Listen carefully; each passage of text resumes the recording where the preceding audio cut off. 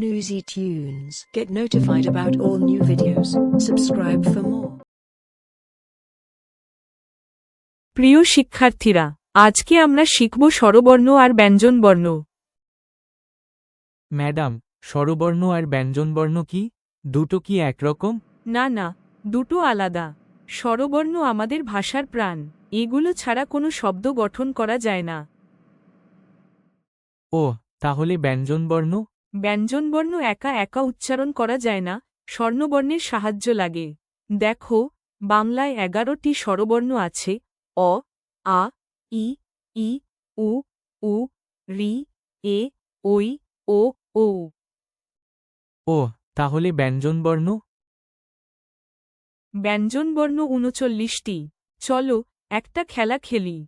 আমি এক এক করে অক্ষর দেখাবো, তুমি বলবে এটা স্বরবর্ণ না ব্যঞ্জনবর্ণ। এটা তো স্বরবর্ণ। একদম ঠিক। For watching, please like my videos and subscribe to my channel.